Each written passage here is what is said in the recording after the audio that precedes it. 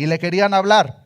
Y le dijo uno: he aquí tu padre y tus hermanos están afuera y te quieren hablar. Respondiendo él al que le decía esto, dijo: ¿quién es mi madre y quiénes son mis hermanos? Y extendiendo su mano hacia sus discípulos, dijo: he aquí mi madre y mis hermanos, porque todo aquel que hace la voluntad de mi Padre que está en los cielos, ese es mi hermano y hermana y madre. Dar una interpretación correcta de las Escrituras es siempre, hermanos, importante y necesario. Pero cuando nos encontramos con los versículos que acabamos de leer, es mucho más evidente que otros. Si nosotros leemos los versículos 43 al 45 aislados del resto del capítulo 2, hermanos, nos puede dar la impresión de que ahora nuestro Señor Jesús nos está dando una prédica o una clase de demonología. Al pensar eso, podemos concluir o incluso hacer preguntas adicionales como: ¿por qué es que este demonio en primer lugar estaba en este hombre? ¿Cuáles son los métodos correctos para expulsar? ¿Es posible que una vez que este demonio expulsado tuvo la capacidad de traer otros 7, por qué eran 7 peores? ¿En qué calificación pondríamos cada uno de estos demonios? Pero, queridos hermanos, es importante que entendamos que nuestro Señor Jesucristo no nos está dando un discurso de demonios. No quiere nuestro Señor Jesucristo que pensemos tanto en los demonios, sino más bien en esta perversa generación. Ahora, esto no significa que no tenemos algo que aprender. Propia ilustración de demonios que nuestro Señor Jesucristo está poniendo en esta escena, pero no perdamos de vista el punto principal, hermanos. Es esta perversa generación. A una escala mayor, hermanos, el problema que está tratando nuestro Señor Jesucristo tiene que ver con un problema demasiado común en los días de nosotros. Y ese problema, hermanos, tiene que ver con el moralismo. El punto principal, hermanos, tiene que ver de lo que Jesús trata, incluso al hacer uso de esta ilustración, es el moralismo comparado con una verdadera regeneración. Que lamentablemente, hermanos, incluso dentro de las propias iglesias, mucha gente puede confundir esto y pensar que una cosa es lo mismo que la otra. Pero como nos estaremos dando cuenta, hermanos, el problema es que no son para nada igual. De hecho, el pensar de tal nos puede llevar a un camino de autodestrucción, como lo hizo con estos propios fariseos. Es verdaderamente lamentable, hermanos, que en los días en los que nosotros vivimos se ha reemplazado precisamente el verdadero mensaje del evangelio por mensajes de moralismo. Y es lo que comúnmente hoy en día se predica, son los mensajes populares. Incluso a la gente se le llega a decir: solamente tú sé una buena persona, ayuda al necesitado. Y se le enseña de tal manera que si tú cumples con estas reglas, con estos parámetros de moralismo, ya la tienes hecha. Pero es precisamente, hermanos, lo contrario y la razón por la cual Jesucristo usa la ilustración tan gráfica de estos demonios.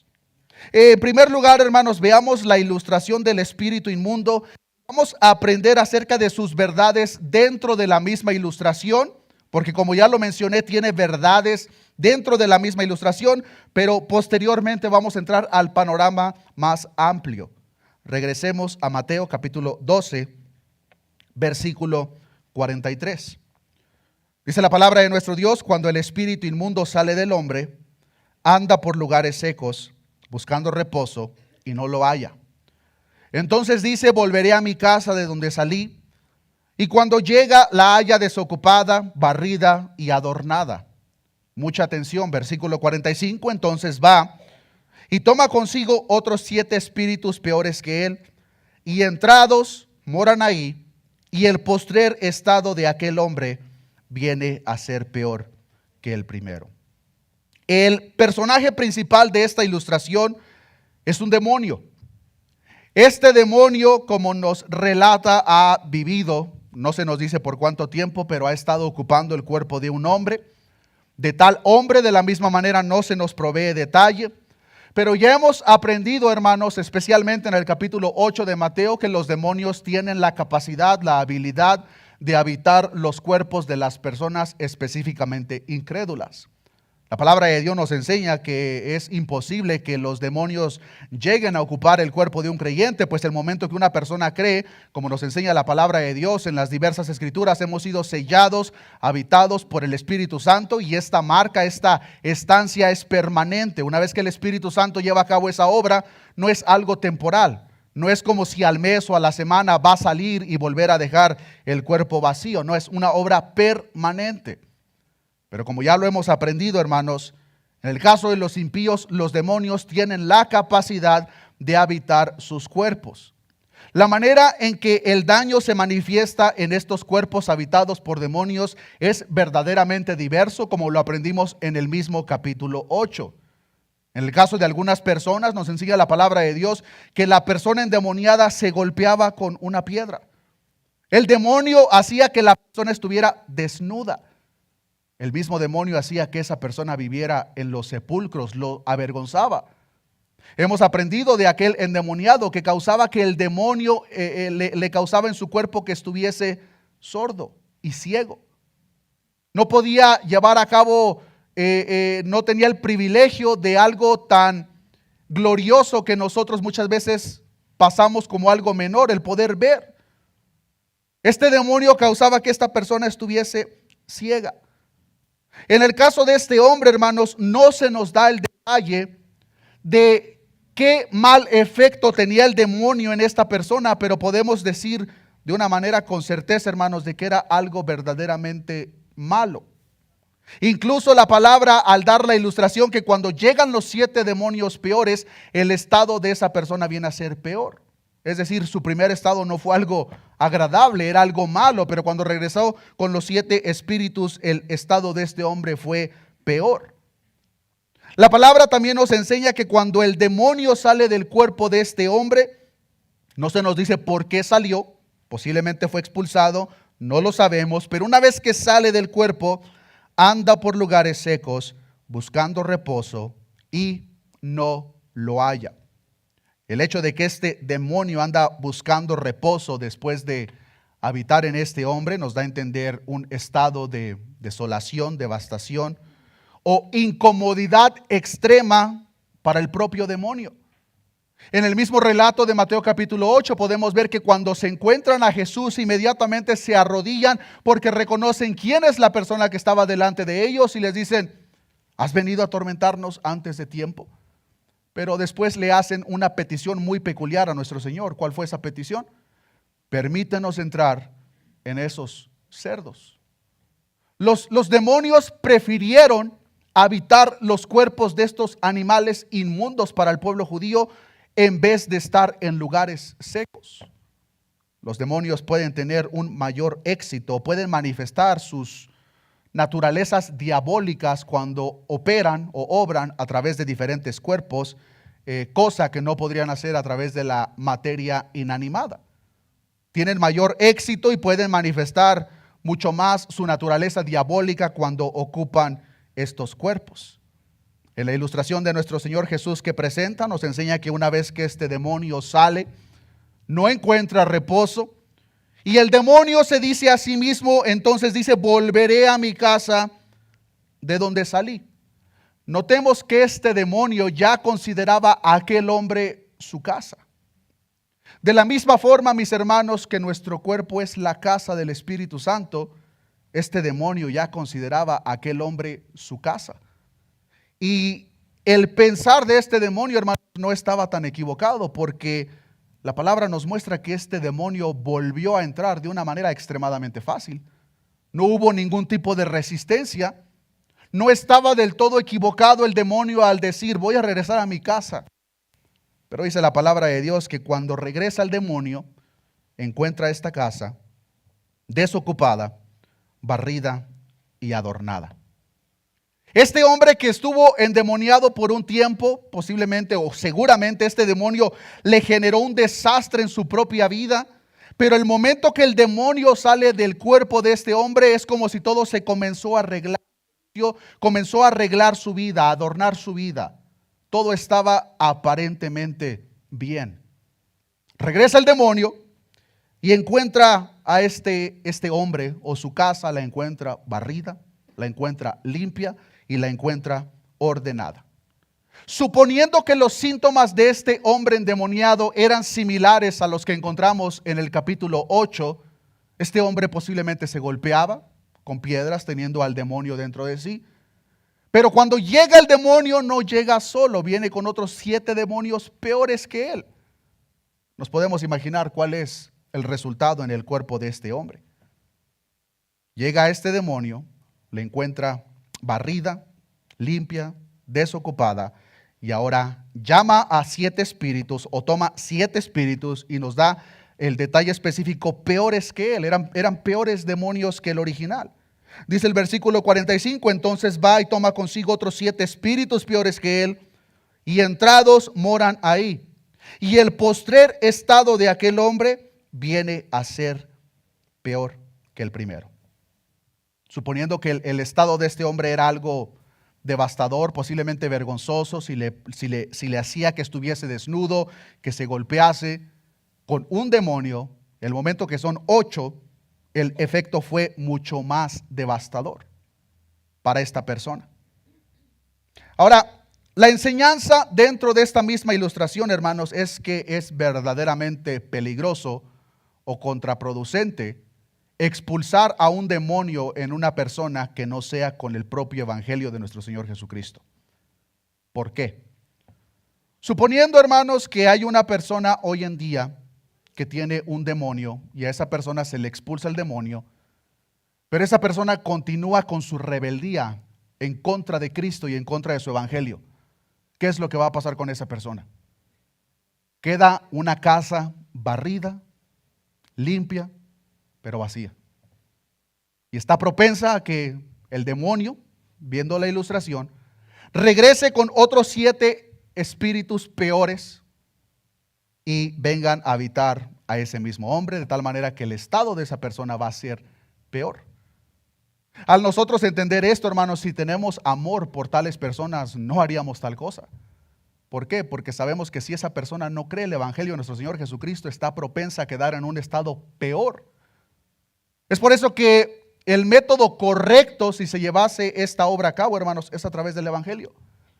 Porque si esa persona escucha y cree el evangelio, no solamente va a ser librada del demonio o demonios que le poseen, sino que al mismo tiempo su casa va a ser habitada por el Espíritu Santo. Y como ya lo mencioné al principio, una vez que esta obra se lleva a cabo, queridos hermanos, es una obra permanente. Permanente.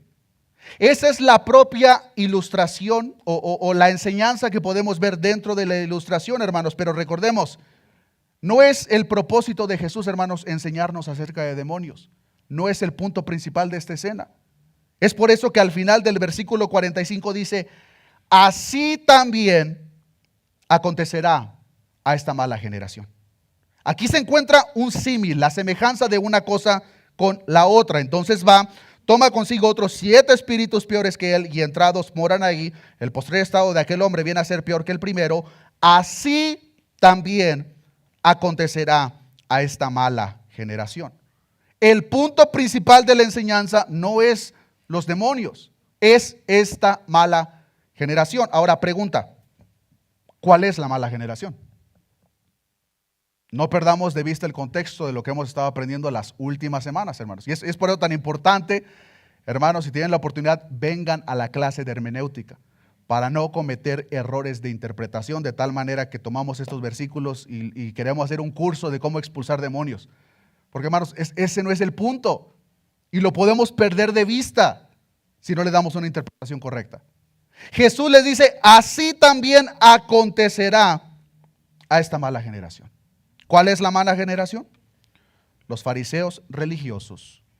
Queridos hermanos, la audiencia no ha cambiado. Les recuerdo, continuamos con el capítulo 12 de Mateo. La audiencia sigue siendo la misma. Son los fariseos religiosos que se oponían a nuestro Señor Jesucristo. Ahora, surge la siguiente pregunta. Si los fariseos son la mala generación, ¿Cuáles son los comparativos en la ilustración que nuestro Señor Jesucristo está usando? ¿Cuáles son los comparativos? Así como la casa de este hombre estaba barrida y adornada, a los fariseos de la misma forma, hermanos, les encantaba ordenar y barrer sus vidas con el moralismo y sus prácticas legalistas. Mucha atención, hermanos. A los fariseos de la misma manera les encantaba barrer su propia casa con el moralismo y sus prácticas legalistas.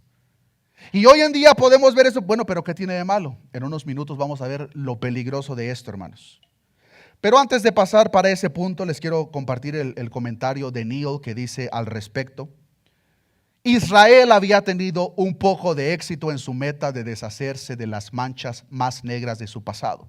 ¿Cuáles son las manchas negras del pasado de Israel? Leamos todo el Antiguo Testamento. Un pueblo que se entregó a la idolatría, un pueblo que fornicó. Ya se habían limpiado, entre comillas, de ese mal. Continúa diciendo el comentarista, gracias a su profesión verbal de lealtad a la ley, pero 7 demonios peores habían entrado y tomado posesión de su vida religiosa: fanatismo, intolerancia, prejuicio y el resto de los pecados del judaísmo. Queridos hermanos, si nosotros limpiamos nuestra vida, entre comillas, pero Dios no llena ese espacio, estamos propensos a que nos pase exactamente lo mismo. Y es por eso, hermanos, que con este entendimiento, hermanos, cada uno de nosotros deberíamos estar muy en contra de aquellas personas que posiblemente con buenas intenciones, pero le dicen a una persona que posiblemente tenga un problema de alcoholismo o drogadicción, pero es que solamente deja de tomar, solamente deja de consumir. Hermanos, ese no es el problema. Esa es la manifestación de un problema mayor, que es lo que Jesús está tocando aquí. El libro de Esdras nos registra cómo el pueblo de Dios se apartó de la idolatría, hermanos, pero en ese mismo relato podemos ver que una vez que ellos se apartan de la idolatría, no lo reemplazaron con el amor a Dios y su obediencia. Sus consecuencias fueron devastadoras. Si nosotros deseamos alejarnos del pecado, hermanos, como primer paso, pero posteriormente, en vez de llenar nuestras vidas de la palabra de Dios o del Espíritu Santo, esas personas que ahora se encuentran vacías, limpias, ordenadas, son el blanco más fácil para nuestro enemigo. Y es aquí, hermanos, donde comenzamos a ver la aplicación de la ilustración que nuestro Señor Jesucristo les presenta al hacer uso de estos demonios. Y esto, hermanos, es demasiado común en nuestros días.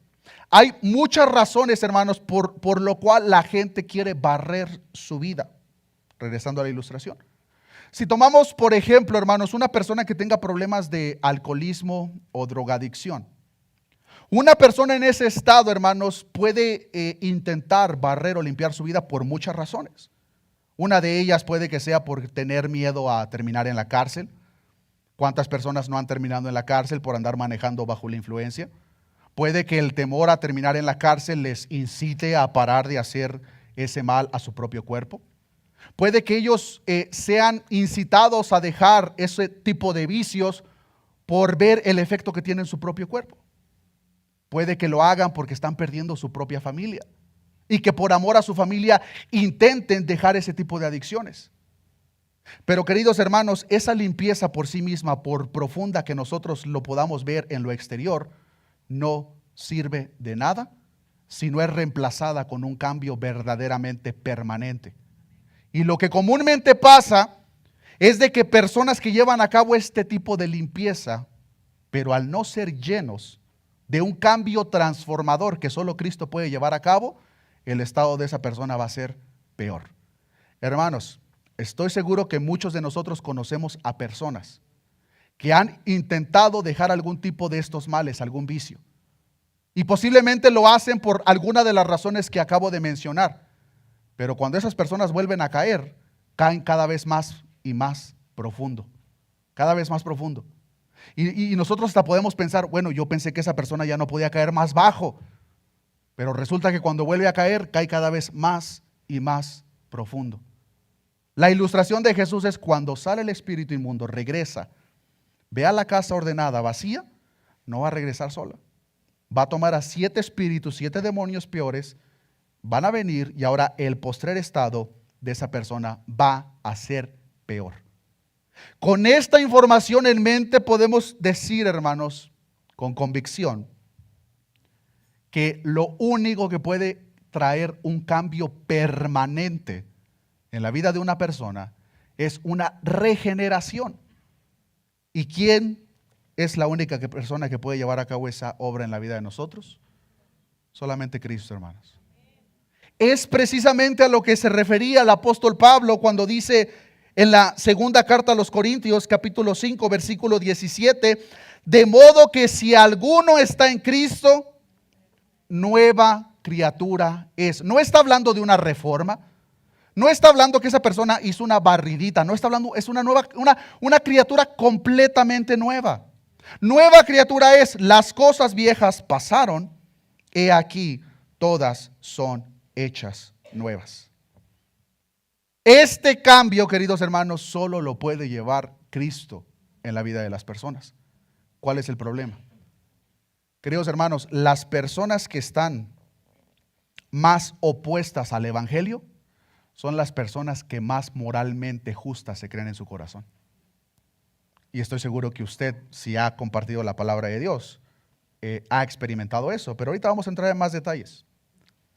El creer el evangelio en arrepentimiento, hermanos, el verdadero evangelio en arrepentimiento causa una regeneración y a la vez, como nos enseña la palabra de Dios, una santificación. Y queridos hermanos, cualquier persona impía de este mundo puede alcanzar el moralismo que se nos vende en esta sociedad. Cualquier persona, hermanos, para alcanzar ese moralismo nadie necesita a Dios, nadie necesita a Cristo. Para alcanzar el moralismo que se nos vende en la sociedad que vivimos, nadie necesita a Cristo. ¿Cuál es el problema? Que ese moralismo es un cambio demasiado superficial y para nada permanente. Pero el cambio de regeneración y santificación solamente Cristo lo puede llevar a cabo. Y las dos cosas, queridos hermanos, son muy opuestas. No son para nada lo mismo. Notemos que la palabra de Dios no nos dice sed morales porque yo soy moral. Pero ¿qué es lo que sí dice la palabra? Sed santos porque yo soy santo. La santidad a la que se refiere el apóstol Pedro, inspirado por el Espíritu, queridos hermanos, no es algo que una persona pueda alcanzar fuera de Cristo. Solamente en Cristo podemos encontrar esto. Ahora, ¿cuál es el problema? Entrando al punto principal de esta enseñanza, hermanos, ¿cuál es el problema del moralismo de acuerdo a lo que el mundo entiende por bueno hoy en día? El moralismo que se nos vende en esta sociedad, hermanos, en vez de acercarnos a Dios, nos aleja. ¿Por qué? Porque es demasiado fácil, hermanos, para una persona revuelta en su pecado, ver su condición en la que se encuentra y ver la necesidad de un Salvador. Pero una persona que se cree moralmente buena, te va a decir, pero yo para qué necesito de tu Dios. Yo no necesito, es que te estás equivocando, yo no necesito que me perdonen. Yo soy bueno. Yo no mato. Yo no robo. Yo soy bueno. ¿Para qué necesito perdón?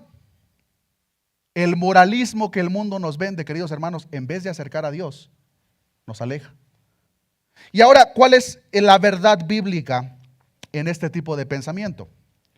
Este tipo de moralismo, hermanos, genera una falsa esperanza de justicia, pues como ya lo mencioné, le hace pensar a la persona de una manera equivocada, yo soy bueno, yo soy justo, yo no necesito perdón de nadie, yo no necesito un salvador, yo me puedo salvar a mí mismo, es que tú no sabes, yo ayudo al necesitado, yo soy un buen ciudadano, yo soy bueno. Pero la palabra de Dios nos enseña, no hay justo ni aún uno.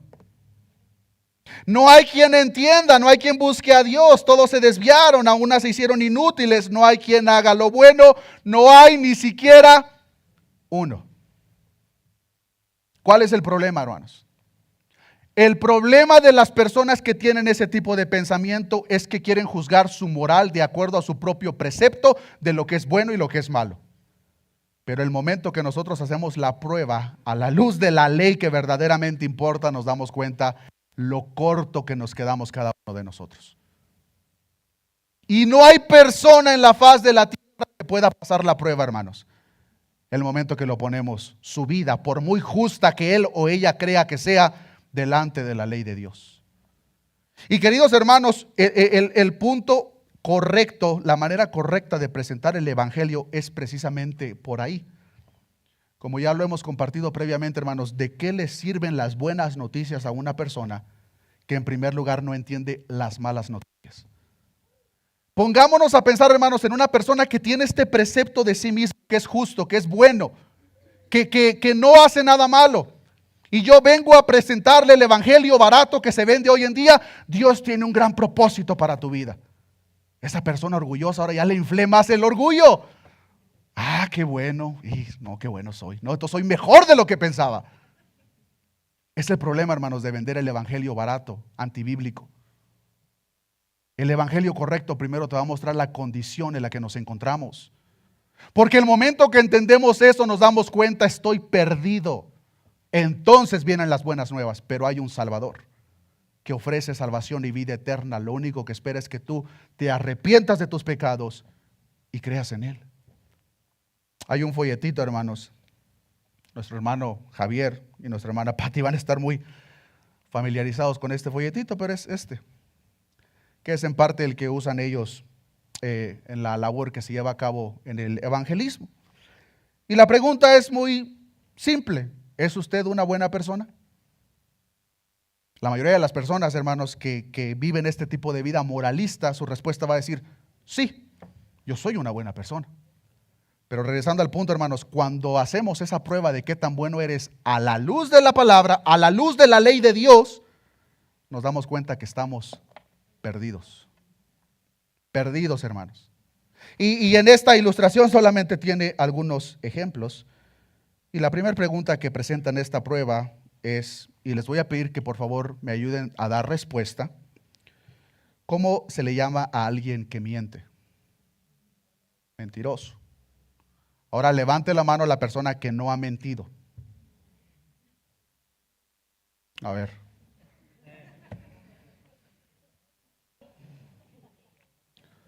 De acuerdo a lo que la palabra de Dios nos enseña, ¿cómo se le llama a una persona que usa el nombre de Dios en vano? Es un blasfemo. ¿Quién de las personas presentes no ha dicho una maldición? Levante su mano. Hasta ahorita no vamos bien, hermanos. ¿Cómo se le llama a una persona, de acuerdo a lo que nos enseña la palabra de Dios en el Sermón del Monte? A una persona, a un hombre que ve a una mujer y la desea en su corazón, o a una mujer que ve a un hombre y lo desea en su corazón. Es una persona adúltera. ¿Cuántas de las personas presentes no han visto a una mujer y la han deseado en su corazón? O mujeres hacia los hombres. Esa es la manera correcta de hacer la prueba de si somos buenos o no. Jesucristo dijo, aquel que ve a una mujer y la desea en su corazón, ya ha adulterado. De acuerdo a estas tres porciones de la prueba, hermanos, faltarían muchas más. En esta congregación, hermanos, está al 100% llena de personas mentirosas, adúlteras, ¿y cuál fue la otra? Y mentirosas. Blasfemos, perdón. Esta iglesia, hermanos, al 100% está lleno de personas mentirosas, blasfemas y adúlteras.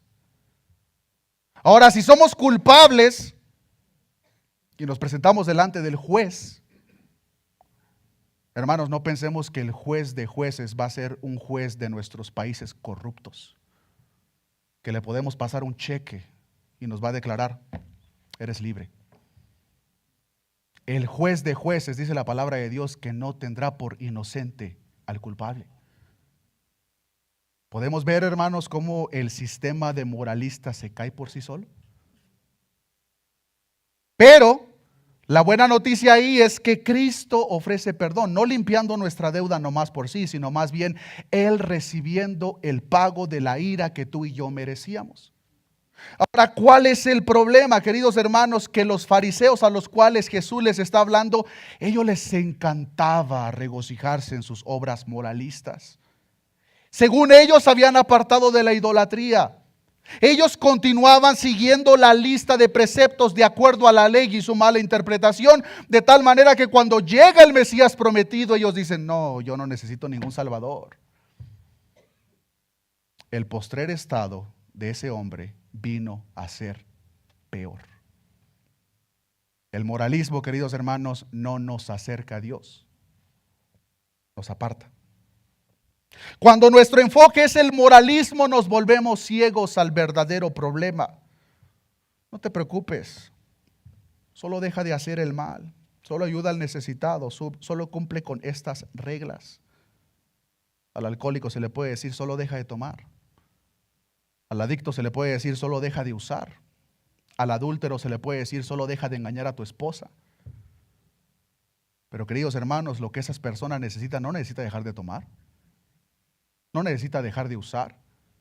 Lo que esa persona necesita es a Cristo. Por consecuencia, las demás cosas van a venir a través de la regeneración, santificación que solamente Cristo puede generar en la vida de las personas. Es el cambio permanente, hermanos, que el Espíritu Santo puede hacer en la vida de cada uno de nosotros. Si una persona intenta barrer, limpiar su vida a su propia manera, va a ser un fracaso, hermanos. Y como la maldad que mora en la humanidad, hermanos, en la naturaleza caída, es mucho peor o mucho más grande que nuestra propia voluntad en lo que queramos hacer correcto, cuando estos males regresan, van a regresar con mucha mayor fuerza. Mucha mayor fuerza, hermanos. A estos fariseos, nuestro Señor Jesucristo mismo les dijo más adelante en Mateo capítulo 23, versículo 15: ay de vosotros, escribas y fariseos, hipócritas, porque recorréis mar y tierra para ser un prosélito, y una vez hecho, le hacéis 2 veces más hijo del infierno que vosotros. Estos fariseos andaban predicando su moralismo, pero Jesús les dice: ustedes son unos hipócritas, porque una vez que se ganan un discípulo para ustedes de acuerdo a sus propios preceptos, lo han hecho 2 veces más hijo del infierno que vosotros. Estaban más ciegos a la necesidad de un Salvador y más se orgullecían en su propio moralismo barato. Estas personas estaban atraídas a su moralismo, no al verdadero evangelio.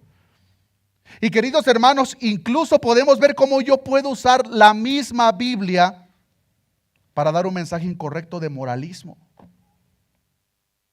Pero queridos hermanos, un moralismo fuera del verdadero evangelio, la regeneración y santificación que solamente Cristo ofrece, es solamente un curita a la gran cortada. No resuelve absolutamente nada.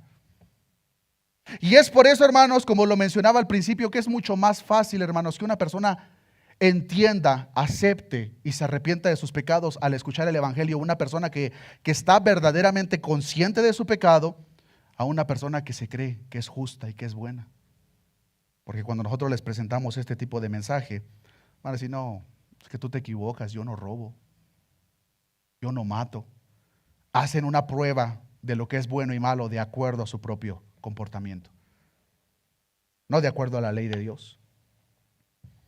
Cuando el Mesías llega delante de estos fariseos, estos estaban tan satisfechos con su propio moralismo, con sus ceremonias religiosas, con sus tradiciones, que cuando llega el Mesías prometido, ellos no vieron la necesidad de un Salvador. Queridos hermanos, ese es el punto principal de la enseñanza. No tiene nada que ver con demonios. Tiene que ver con tratar de solucionar algo que en realidad, cuando no lo hacemos a la manera de Dios, nos va a traer un peor mucho mayor. Solo Cristo, queridos hermanos, a través de una regeneración, puede barrer y limpiar la casa y al mismo tiempo habitarla permanentemente para que un mal peor no venga a la vida de esa persona. En Juan capítulo 1, versículo 12 nos enseña: mas a todos los que le recibieron, a los que creen en su nombre, les dio potestad de ser hechos hijos de Dios. Versículos 13, mucha atención: los cuales no son engendrados de sangre, ni de voluntad de carne, ni de voluntad de varón, sino solamente Dios, hermanos. Solamente Dios puede llevar a cabo ese cambio en la vida de las personas. Y aquellas personas que intentan barrer, limpiar, ordenar su propia vida fuera de este principio, lo único que les va a acarrear más adelante va a ser un peor mayor. Este cambio en sí, hermanos, cuando verdaderamente experimentamos la regeneración que Cristo ofrece, trae por consecuencia los efectos que ahora continuamos viendo en el versículo 46 en adelante de Mateo capítulo 12. Regresemos para allá, por favor. Mateo capítulo 12, versículo 46. Mientras él aún hablaba a la gente, he aquí su madre y sus hermanos estaban afuera y le querían hablar. Y le dijo uno: he aquí tu madre y tus hermanos están afuera y te quieren hablar. Respondiendo él al que le decía esto, dijo: ¿quién es mi madre y quiénes son mis hermanos? Y extendiendo su mano hacia sus discípulos, dijo: he aquí mi madre y mis hermanos. Porque todo aquel que hace la voluntad de mi Padre que está en los cielos, como dice, hermanos, ese es mi hermano, hermana y madre. Aparentemente nuestro Señor Jesucristo ahora está presentando un relato completamente diferente, pero una vez más, hermanos, no lo desconectemos del contexto. Porque ahora en realidad, hermanos, lo que Jesús está presentando aquí es la otra cara de la moneda. En primer lugar, ya nos presentó, hermanos, una cara. Esa cara es un moralismo fuera del verdadero evangelio, que nos aparta de la realidad de nuestra naturaleza caída y a la vez de Cristo, la necesidad que tenemos de un Salvador. Y por otro lado, tenemos regeneración, un cambio permanente que con uno de sus beneficios viene de que ahora Dios nos hace parte incluso de su propia familia. Como parte de ese cambio de regeneración y santificación, ahora la palabra santificación significa apartados. Entonces ahora lo que Jesús hace al hacer ese cambio en los corazones de aquellas personas que creen el evangelio y depositan su confianza en él, lo que ahora hace Jesús dice: estos son míos, estos me pertenecen. Entonces estos relatos, hermanos, nos está presentando las dos caras de la moneda. Por un lado tenemos a personas moralistas, confían en sus propias obras, lo que ellos consideran que es correcto. Y por otro lado tenemos regeneración. Como ya lo mencioné, la regeneración no se puede experimentar fuera de la salvación. Y la verdadera salvación no se puede experimentar fuera de Cristo. Querido amigo, amiga, que tú posiblemente no habías escuchado este mensaje antes, déjame decirte que fuera de Cristo estás perdido. No creas que tus buenas obras te van a ganar el boleto de entrada al cielo. Porque como ya lo mencioné, en la prueba que acabamos de hacer con solamente 3 mandamientos, tú eres culpable al igual que yo. Eres culpable. Y si tú te presentas como una persona culpable delante del juez aquí en la ciudad de Denver porque estuviste manejando borracho, ¿a poco crees que el juez de la ciudad de Denver te va a decir: oh, no te preocupes? No, va a haber consecuencias. Si eso pasa cuando nos presentamos con un juez terrenal, ahora, ¿qué pasaría cuando nos presentemos delante del juez de jueces, cuya propia definición es la verdadera justicia? La palabra de Dios nos enseña en el libro de Hebreos: horrenda cosa es caer en manos del Dios vivo, que es fuego consumidor. Estás perdido fuera de Cristo, amigo, amiga. Pero la buena noticia es de que Cristo ofrece salvación. Cristo ofrece el perdón de pecados. Y lo glorioso de esto, como ya lo mencioné, hermanos, es que una vez que se obtiene, no solamente tenemos la vida eterna, no solamente somos nuevas criaturas, sino que ahora somos parte de la familia de Dios. Existe una relación íntima con nuestro Dios Todopoderoso. Queridos hermanos, Dios no necesita nada de nosotros. Si nosotros dejamos de existir el próximo minuto, Dios sigue siendo Dios. pero en su infinita gracia y misericordia y amor, nos da el privilegio de ser parte de su familia. Y hermanos, cuando nosotros somos parte de su familia, Dios no es indiferente hacia nosotros. No es como si nos ve y dice, oh, este es mi hijo, no, no me importa. No, hermanos, cuando nosotros somos parte de la familia de Dios, somos parte de sus beneficios y de una relación íntima con nuestro Creador, con aquel que nos perdonó, con aquel que nos santificó, con aquel que nos regeneró. Y es por eso que cuando llegan y le dicen, Jesús, allá está tu mamá y tus hermanos. Hermanos, cuando Jesús dice, ¿quién es mi madre y mis hermanos? No malinterpretemos a pensar que Jesús estaba negando la parentela de estas personas, porque eso para nada es el caso. Si no habían personas presentes, la madre de Jesús, María, tuvo otros hijos. Ella no permaneció virgen, tuvo otros hijos. Jesús tuvo medios hermanos. Jesús, al decir quién es mi madre y quiénes son mis hermanos, no estaba negando la parentela con ellos. Nos estaba presentando una verdad mucho más gloriosa. Que Jesús extiende la invitación de su familia a todo aquel que se arrepiente de su condición pecaminosa y deposita su confianza en Cristo. Ese es el mensaje, queridos hermanos. Es por eso que les dice en el versículo 49, extendiendo su mano hacia sus discípulos, dijo, he aquí mi madre y mis hermanos. Porque todo aquel que hace la voluntad de mi Padre que está en los cielos, ese es mi hermano y hermana y madre. Cualquier persona, queridos hermanos, puede entrar en la familia espiritual de la cual Jesús se estaba refiriendo. Pero como ya lo mencioné, si nosotros somos personas demasiado enfocadas en nuestro moralismo, cada vez vamos a creer de una manera equivocada que no tenemos necesidad de un Salvador. Y en vez de que ese moralismo nos acerque a Cristo, cada vez nos va a apartar más y más. Yo no necesito un Salvador. Yo no soy malo. ¿Por qué necesito un Salvador si yo soy bueno? A la familia de Dios, queridos hermanos, solamente se puede entrar una vez que se reconoce nuestra naturaleza pecaminosa, nuestras transgresiones delante del juez de jueces, y nos acercamos en humildad y confianza, reconociendo que solamente en Él hay perdón de pecados y solamente en Él hay salvación. Y lo interesante de todo esto, hermanos, es que una vez que una persona es partícipe de este cambio genuino y verdadero por parte de Dios, por consecuencia va a generar las obras que el moralista hace, pero esta persona las va a hacer por diferentes razones.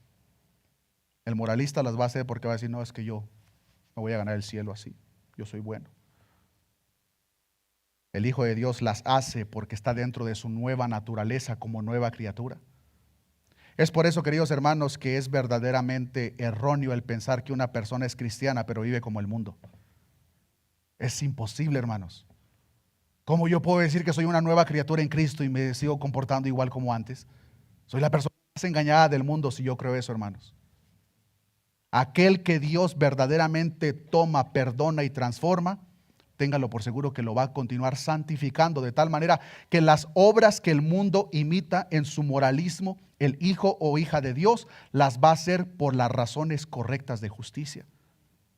Y queridos hermanos, es necesario que nosotros hagamos todas esas cosas. La palabra de Dios nos llama a amar a nuestro prójimo. La palabra de Dios nos llama a ser buenos ciudadanos, todas esas cosas, pero no las hacemos por las razones del moralista.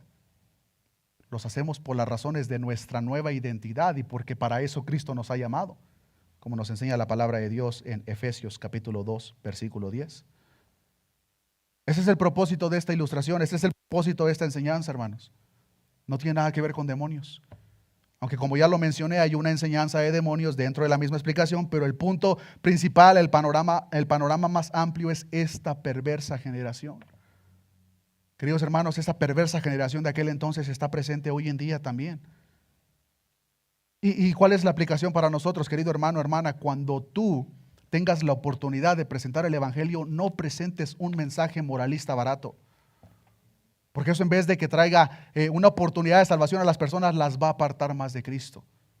Porque si tú llegas con una persona que tiene problemas de alcoholismo y le dices solamente deja de tomar, esa persona ahora va a pensar, si es que te creyó, que al dejar de tomar, ya la tengo hecha. Pero no, hermanos. Lo que esa persona, al igual que cada uno de nosotros necesitábamos en un dado tiempo, es arrepentimiento y confiar en Cristo. Solamente en Cristo, hermanos. El moralismo barato nos va a hacer ciegos a nuestra necesidad de un Salvador. Y eso fue lo que pasó con estos fariseos, escribas. Llega el maestro de maestros, el Mesías prometido, pero para este entonces ellos ya habían barrido su vida con el moralismo. Es por eso que ellos se ofendían tanto cuando Jesús les decía, generación de víboras. ¿Cómo que me dice generación de víboras? ¿Qué no sabes todo lo que yo hago? ¿Qué no sabes que yo oro en las plazas? ¿Qué no ves cómo estoy todo sucio porque he estado ayunando por 3 días? ¿Cómo me vas a decir a mí generación de víbora? Por eso les ofendía tanto, hermanos. Su confianza estaba depositada en su moralismo, en su práctica de la ley, lo cual por consecuencia les hizo ciegos a la necesidad de un Salvador. Queridos hermanos, alrededor de nosotros hay muchas personas ciegas a la necesidad de un Salvador. Y nosotros no podemos ser parte del problema. Nosotros no podemos ser una persona más que les agrega a su ego moralista. Mucho menos podemos llegar con un mensaje barato. Dios tiene un propósito bien maravilloso para ti. Ay, qué hermoso. No, el Rey del universo te está pidiendo que te arrepientas, porque si no te vas a presentar delante de Él y su ira está sobre tu cabeza. Si tenemos amor por las almas, hermanos, ese es el mensaje que les va a traer salvación.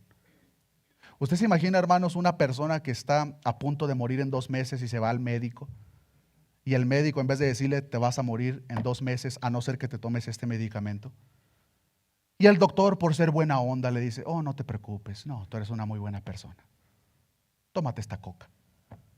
Esa persona va a salir contenta de la oficina del doctor, pero no sabe que en 2 meses se va a morir. Así hay personas que presentan el evangelio hoy en día. Personas camino al infierno, pero lo único que les dicen, Dios tiene un gran propósito para ti. En vez de que les digan, arrepiéntete de tus pecados porque el reino de Dios está aquí. Ese es el mensaje del evangelio, hermanos.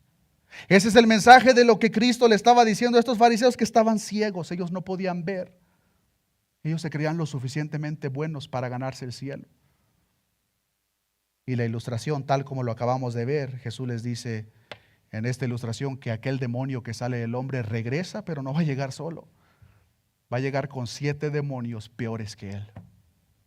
Y el postrer estado de ese hombre viene a ser peor. No seamos parte del problema, queridos hermanos, seamos parte de la solución. Y la única solución aquí es Cristo. El Cristo crucificado que resucitó al tercer día, que ofrece perdón de pecados, y lo único que pide es que reconozcas tu naturaleza pecaminosa y te arrepientas. Porque si no te arrepientes, la ira de Dios está sobre ti. Efesios capítulo 2, versículo 10. Les voy a pedir, hermanos, que nos pongamos de pie. Efesios capítulo 2, versículo 10. Aquí podemos ver el efecto de todas aquellas personas que han sido partícipes de la verdadera regeneración y por consecuencia hoy en día son parte de la familia de Dios. Esas personas a las cuales incluso cuando le preguntó a aquella persona, ya está tu madre y tus hermanos, Jesús les dijo, ¿quién es mi madre? ¿Quiénes son mis hermanos?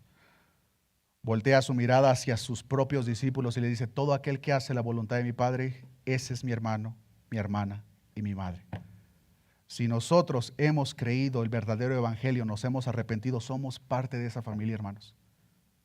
Y por consecuencia, se va a reflejar lo que nos enseña Efesios capítulo 2, versículo 10. Les voy a pedir que me ayuden a dar lectura, dice la palabra de nuestro Dios, porque somos hechura suya, creados en Cristo Jesús para buenas obras, las cuales Dios preparó de antemano para que anduviésemos en ellas.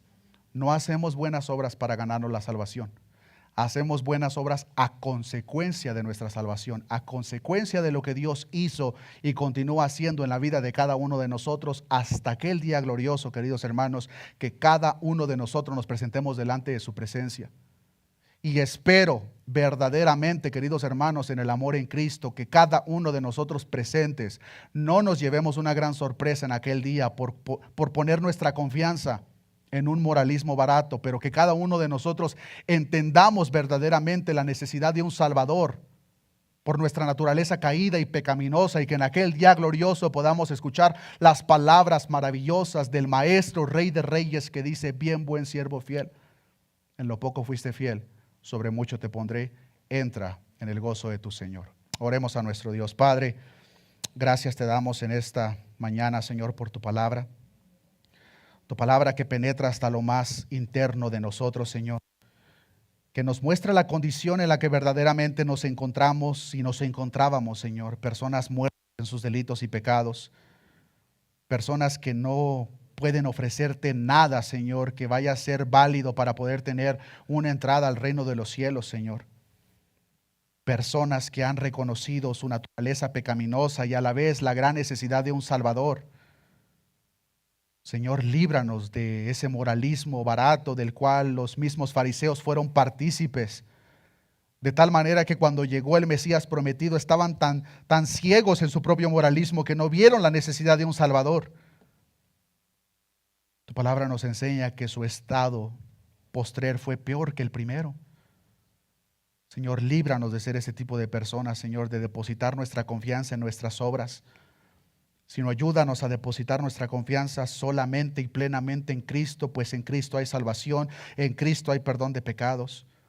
A la vez te damos gracias, Padre, porque en tu infinita gracia y misericordia no necesitas absolutamente nada de nosotros, Señor, pero a ti te plació en amor ofrecer perdón de pecados. A ti te plació, Señor, regenerarnos. A ti te plació hacer un pueblo de nosotros, que ahora somos parte de tu familia, Señor. Somos tus hijos. Tú no eres indiferente hacia tus hijos, sino que cada vez que nos ves con amor. Ves la imagen de tu Hijo Jesucristo reflejada en nosotros, pues su sangre fue rociada en aquel madero por cada uno de los redimidos, Señor. Gracias por tu grandioso sacrificio y amor, oh Cristo de la gloria. Te pido de la misma forma, Señor, que nos ayudes, no solamente a vivir conforme a este mensaje, Señor, sino en cada oportunidad presente presentar el verdadero evangelio, Señor. No un mensaje moralista que muchas veces es contraproducente, pues hace a las personas más ciegas a la necesidad de un Salvador. Ayúdanos, Señor, a ser fieles a tu mensaje, Señor, de que nuestros pecados, este mundo está perdido. Y si no se arrepienten en el momento que se presenten delante del juez de jueces, serán condenados por la eternidad. Pero la buena noticia es que para todo aquel que reconoce su condición y se arrepiente, deposita su confianza en Cristo, no solamente hay perdón de pecados, no solamente hay regeneración, sino que ahora tú le das la bienvenida en esta nueva familia celestial y gloriosa, Señor. Gracias te damos, Señor, por tu obra maravillosa. En el nombre de Jesús oramos. Amén y amén. Dios les bendiga, hermanos.